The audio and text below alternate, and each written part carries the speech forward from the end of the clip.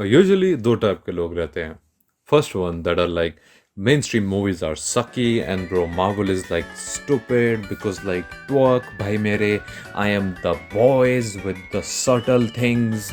On the other hand, there are people who will consume 40-hour series about fucking Loki के सौतेले बाप के ससुराल की कहानी. Because of this rabid discussion from both ends, what this does is categorize everything into artistic or mainstream sellout. But the best entertainment can overlap. A movie is not bad if it's a mainstream release, and a movie is not good only when it's black and white and shot through a fucking Nokia 3200 to preserve artistic integrity.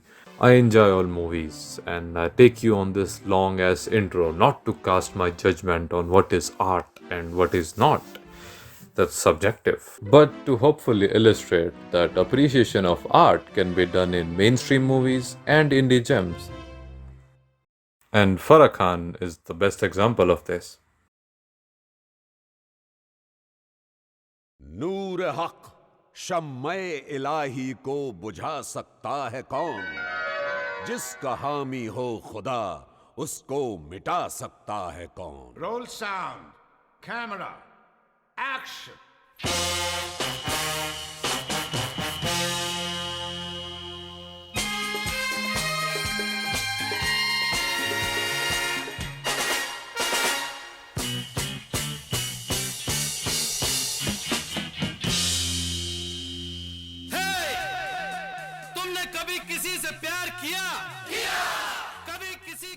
Om Shanti Om is a movie with the 70s film industry as its backdrop. बहुत लोगों ने इसको initially dismiss किया as another brainless houseful line masala movie, and I don't blame them for that. Dard Disco and other tracks were the promotional material for this movie, and even though वो गाना banger है, it's understandable. And it's endless praises to the film for being able to pull what it did, and I would be discussing that one by one. So let's start with the first step.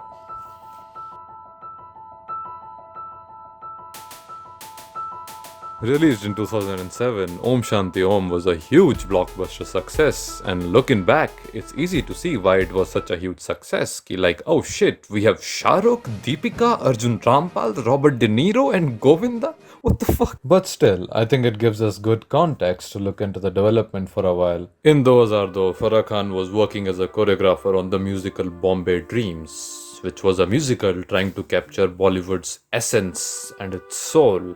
But Farah Khan thought that the musical won't work well and it's not a good representation of Bollywood. You can help me practice some spitting. Something happened just then, Priya. You know it did. Okay, Akash, I want you to seduce me.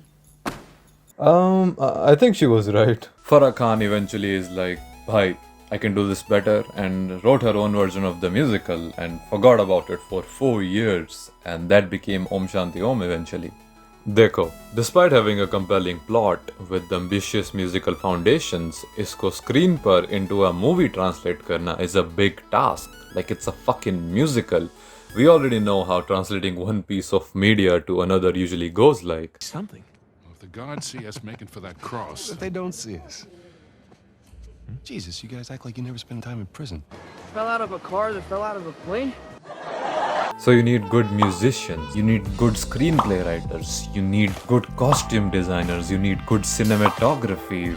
But sadly, they couldn't get anyone and the film only sold 3 tickets worldwide. The VFX had to be fucking incredible to reenact all the old movies and also have our new actors be present inside of the old sequences that it pays respects to.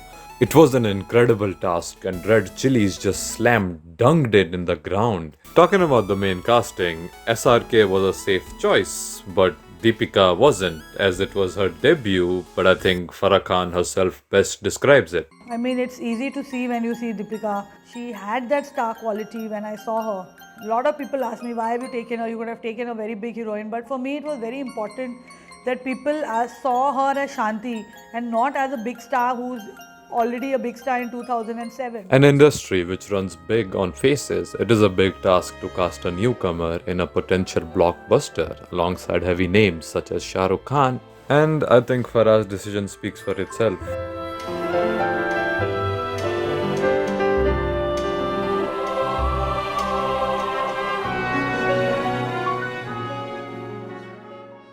Before we move on to the next topic, though, I do have a problem with the movie. The movie's title is Om Shanti Om. Why are we casting Shah Rukh Khan in a movie called Om Shanti Om as a character whose name is Om? It's just so unfair to the oppressed majority, and it just feels like pure propaganda.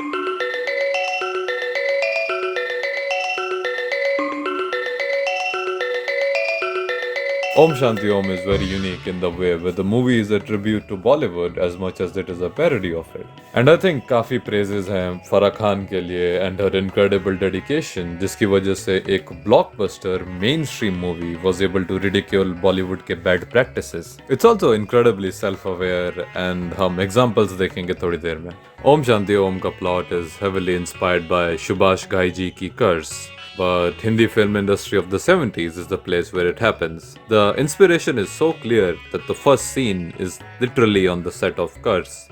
And everything is in some way a celebration. Rajesh Kapoor is a tribute to Rajesh Khanna and Rishi Kapoor. Shanti Priya's film Dreamy Girl is named after Hema Malini's Dream Girl.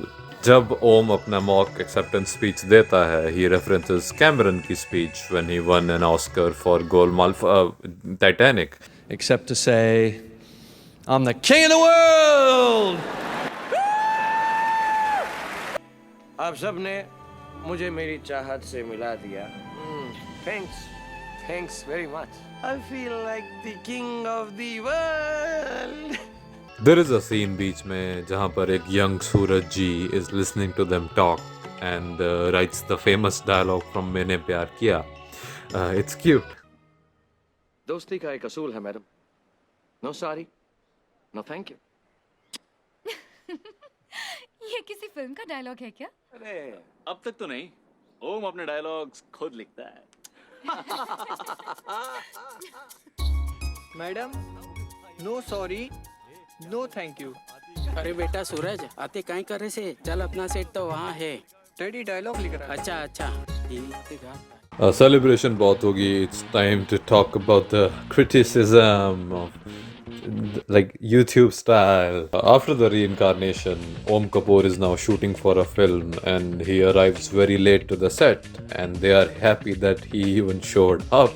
And then he's like, मैं retake नहीं दूंगा कोई because मैं superhero हूँ. And I mean, Siddiqui साहब खुद describe करते हैं best. सलमान और शाहरुख के साथ काम के दोनों में फर्क क्या है? फर्क क्या है when you work with? जैसे शाहरुख भाई का है तो एक सीन को जब तक उसका क्योंकि थिएटर किया है उन्होंने बहुत सारे. जब मैं काम किया तो मुझे लगा कि यार मैं तो एक एक्टर के साथ काम कर रहा हूँ.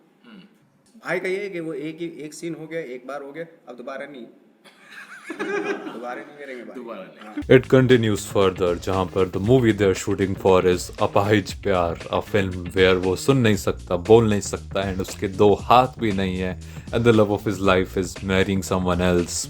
यानी आपका दिल टूट रहा है. But Om Kapoor suggests that no one would watch something like this. दिल में दर्द नहीं होगा, सिर में दर्द होगा ये पिक्चर देखकर. ये पिक्चर को क्रिटिकल अक्लेम मिलेगा, इसको अवार्ड्स मिलेंगे. लेकिन एक बात बता दूं, ये फिल्म फ्लॉप है.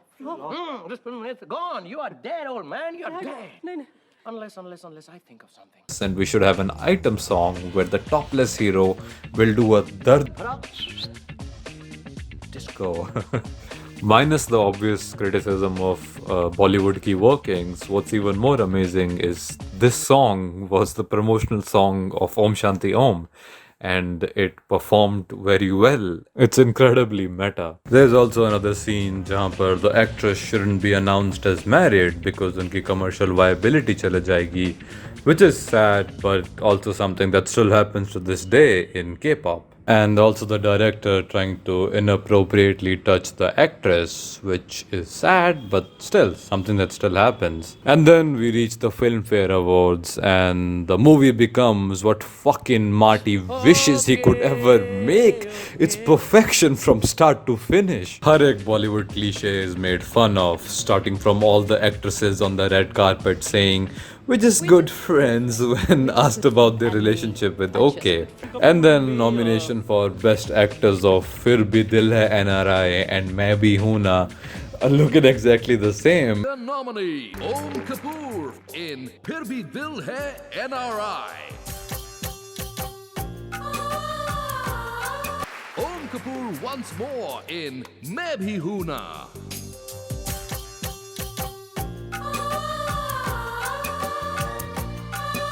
And then Khiladi returns showing Akshay Kumar doing this.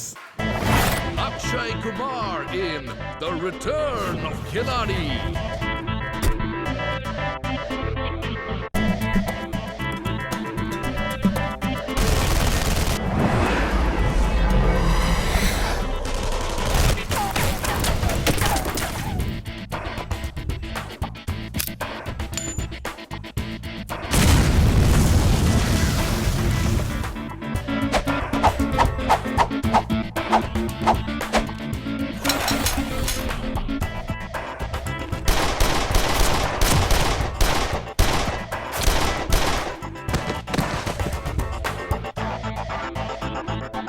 The fake clapping after losing an award, Abhishek ka Wojak face, and on and on and on. कहते हैं कि हीरे की कदर तो जौहरी करता है, पर हीरो की कदर तो जौहरी करता है. शांति तुम ठीक तो हो ना? All wells? तुम तो जानती हो ना मैं बार बार तुम्हारे पास क्यों आता हूं? क्योंकि तुम ही मेरी हिम्मत हो, मेरा हौसला हो, मेरा ख्वाब हो, मेरा रास्ता भी तुम, मेरी मंजिल भी तुम. तुम कहीं बोर तो नहीं हो रही ना? थैंक्स. तुम तो जानती हो मैं कितना अच्छा एक्टर हूं. माँ और पप्पू भी कहते हैं कि मैं बहुत बड़ा हीरो बनूंगा, लेकिन मैं स्टार सिर्फ तुम्हारे लिए बनना चाहता हूं, कि तुम्हारे साथ खड़ा होकर, तुम्हारे बराबर खड़ा होकर कह सकूं कि तुम बोर तो नहीं हो रही ना? थैंक्स. तुम्हारी सबसे अच्छी क्वालिटी है कि मैं बोलता जाता हूं और तुम कभी बोर नहीं होती, स्माइल करती रहती हो.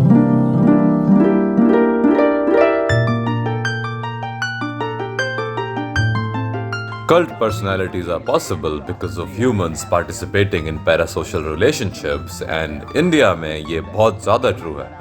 मैं इसको पहले भी थोड़ा सा डिस्कस किया हूँ, but we run on faces and people and personalities. And अगर इसको explore नहीं करते, then it would not have been true to the essence of Bollywood. Parasocial relationships have been explored by a lot of media, like Fan, Stan, or the fifth track of Damn. But what makes the movie stand out for me is that it happens in Bollywood. Bollywood is glamorous, and we indulge ourselves in it as much as we can. And seeing the contrast between a struggling artist and a well-established star is fascinating. The movie can essentially be divided into two parts: pre-reincarnation and post-reincarnation. Pre-reincarnation, our protagonist Om Prakash Makhija is in love with dreamy girl Shanti Priya, and it's a parasocial relationship until it isn't. Similarly, post-reincarnation, Sandy Sandhya is in love with OK, and it's a parasocial relationship until it isn't. Pre-reincarnation, Om faints when he sees her for the first time. Post-Sandhya faints when she sees him for the first time. Pre-Shanti is rich megastar, Om isn't. Post-OK is, but she isn't. And you get the point, and we can see the filmmaker ka intention. Sandhya also means twilight, which might be a reference to the first time they have a date, where there's also a huge moon, which is also a Bloodborne reference, so bravo Miyazaki. Before moving on though, I want to talk more about the exploration of socioeconomic differences by the movie. There are numerous scenes throughout which try to highlight this, like this scene where Om is talking to his mother. And while this scene is a parody of the overly melodramatic sequences of that time, It's also hard hitting. इस जन्म में तो hero नहीं बन सकता, बस एक junior artist की नौकरी करते करते मर जाऊंगा मैं, पिताजी की तरह. There are a lot of scenes like this, but I think my favorite scene remains to be this one. Pappu master तुझसे कह रहा हूं कि तू हीरो बनेगा. क्या नहीं है तेरे पास? Style, hair style, grace, face, कूट कूट के भरा हुआ टैलेंट है. बस एक चीज तेरे और तेरे हीरोगिरी के बीच में आ रही है. वो क्या है यार? तेरा नाम. मेरा नाम? ओम प्रकाश माखीजा. 2 महीने का बिल बाकी है, कब देगा? मैं दे दूंगा यार. इस जन्म में कि अगले जन्म में? While initially ये लगता है थोड़ा सा cartoony and funny scene and it's a good joke, but ये सच्चाई भी है. ये जो social difference की hierarchy है is so internalized in everyone कि the thought of him becoming a star without a surname of the upper class seems so fucking wild to him. And poetically, जब ओम प्रकाश मखीजा मरता है, very tragically, someone had to inform उसकी family, but no one does. And everyone gets occupied with celebrating the birth of the new child. And then we know in the end he takes revenge on the evil bastard, but the fact that उसको literally जान देनी पड़ी before anything could be done is very sad and also describes a lot of our society. And in our current world, with wealth disparity growing disproportionately big and with information asymmetry being the highest, the movie remains as poignant as ever. As much as I simp over stars, it's important to realize how much they are humans and an escapism. Not to be a sensationalist, reactionary person, but as you sit here, watching my video from what I assume would be a comfortable place, जिसमें fan है, AC है, with access to good food and water, and मेरे को सुन रहे हो analyzing a movie depicting socioeconomic differences, while at the same time probably not more far than in a 40-kilometer radius of your house is someone who is barely being able to earn a few thousand rupees har ek din mein and struggling to manage acha khana or even pani for themselves. Probably struggling with the fear of being killed because of which family they were born in, what religion, caste, or maybe what their biological sex is. Most of us are living privileged global north lives, but still most of us lack any reasonable means to bring upon a change on any of this. But even recognizing कि हमारे पास कितनी privilege है can go a long way. All celebrities, influencers, and everyone who has some power should be held responsible for actively trying to bring some change. There is no such thing as I try to be apolitical, which doesn't consist of being deluded and ignorant. We all should be better and have better idols, and we can at least hope more Om Prakash Makhijas in our world can fulfill their dreams without lives having to be sacrificed.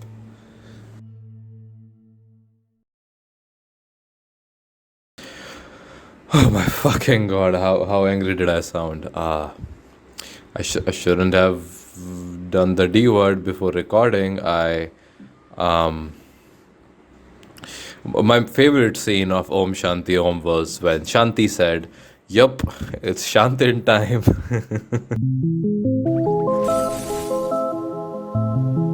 The movie is all about foreshadowing and giving visual treats. The setting of the film, being on a film set, is brilliant and allows for great visual storytelling with almost cartoony visuals, but it all fits under the film set ka context. And the film isn't perfect by any means, and there are a lot of plot holes like ये बंदा millionaire है but वो सड़क पर आ जाएगा after one movie, but it has what other movies don't these days. It has a heart. The movie has a fucking soul and is made by people who want to make what they genuinely enjoy, and that's more than what you can say about most other soulless OTT cash grabs. The movie is what Bollywood has been for a long time, which is having bigger than life characters and essentially making Tarantino-esque fairy tales for adults, and it works beautifully. What really gets me is that towards the end, in the credits, all major and non-major people are in the credits and get their own small ramp session. A small thing, but for me encapsulate what this movie was trying to be. To close it off, did you guys know that Farah Khan was almost not even a choreographer or a director? Yeah, she got inspired by a Michael Jackson video one day to do it. So she was like, yep, I'll be a choreographer, I guess. Yeah, so like go on and like वो नई चीज़ जो तुम्हें try करनी थी try करो और बनाओ जो तुम्हें हमेशा से बनाना था. I know failing fucking sucks, but be comfortable failing. Stop caring if some stupid idiots will tell you something is cringe. Be fucking cringe. Be fucking passionate about something. Don't be complacent. Be inspired by random videos on the internet and just do what you like. Wipe yourself off, man. Tell your family friends you love them and stop being a little bitch. Love you all. Shubh Ratri.